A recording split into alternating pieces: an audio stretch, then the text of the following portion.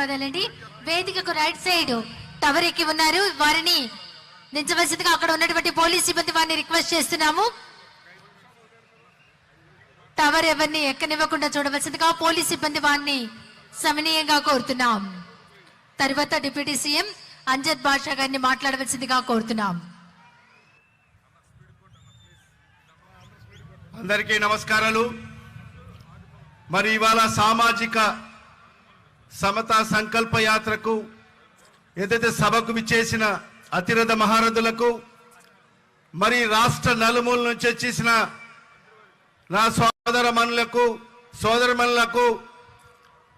అందరికి కూడా పేరు పేరు నా హృదయపూర్వక ధన్యవాదాలు తెలియజేసుకుంటున్నాను. మరి ఈరోజు ఆంధ్ర రాష్ట్రంలో ఒక సువర్ణ అక్షరాలతో లిఖించదగ్గ రోజు ఈరోజు కులాలకు అతీతంగా, మతాలకు అతీతంగా ఈరోజు అందరి కూడా ఈరోజు ఒక పండగ రోజు అని చెప్పి కూడా ఈ సందర్భంగా మీకు అందరికి కూడా తెలియజేసుకుంటున్నాను.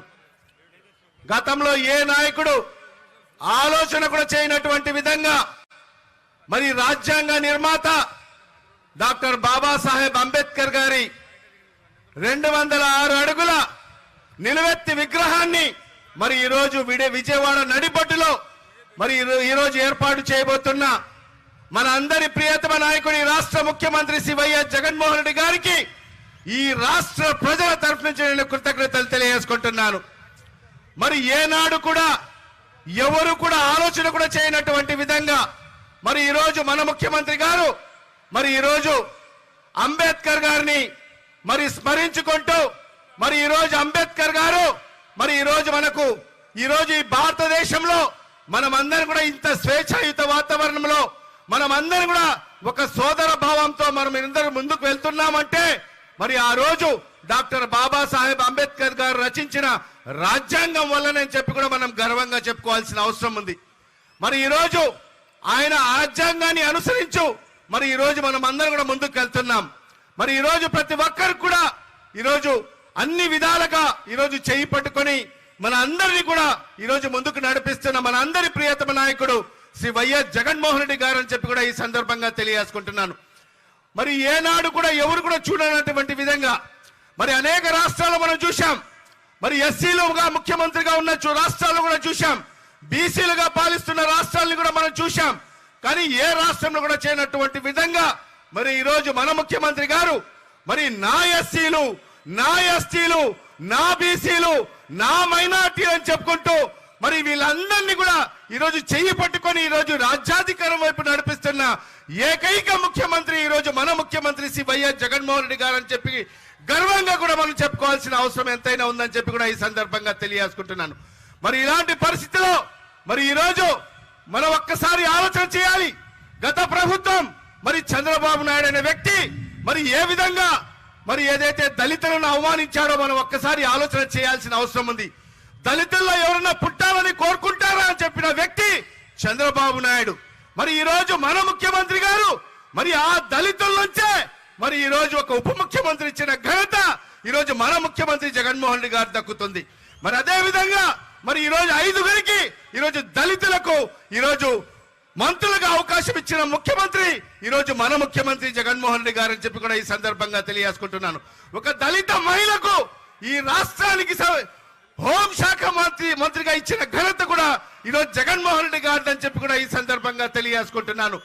మరి అదే విధంగా గత చంద్రబాబు నాయుడు మరి దళితులు మరి ఎవరు కూడా చదువుకోరని చెప్పిన పరిస్థితి నుంచి మరి ఈరోజు మన ముఖ్యమంత్రి గారు మరి ఆ దళిత వర్గానికి సంబంధించిన వ్యక్తి ఆదిమూలపు సురేష్ అన్న గారిని విద్యాశాఖ మంత్రిగా చేసిన ఘనత కూడా మన ముఖ్యమంత్రి జగన్మోహన్ రెడ్డి గారు దక్కుతుందని చెప్పి కూడా ఈ సందర్భంగా తెలియజేసుకుంటున్నాను. మరి ఇవాళ ఒక్కటే ఆలోచన చేయాలి. మరి ఎవరు మన గురించి ఆలోచన చేస్తున్నారు? మరి ఈ అణగారిన వర్గాలు ఎస్సీలు, ఎస్టీలు, మైనార్టీలు మరి అదే విధంగా బీసీలకు మరి ఈరోజు చెయ్యి పట్టుకుని నడిపిస్తున్న నాయకుడు ఎవరు అని చెప్పి మీరందరూ కూడా ఆలోచన చేయాల్సిన అవసరం ఎంతైనా ఉందని చెప్పి కూడా ఈ సందర్భంగా మీకందరికి కూడా తెలియజేసుకుంటూ ఖచ్చితంగా మరి ఇలాంటి ముఖ్యమంత్రి గారిని మనం అందరం కూడా కాపాడుకోవాల్సిన బాధ్యత మనందరి పైన ఉందని చెప్పి కూడా ఈ సందర్భంగా తెలియజేసుకుంటున్నాను.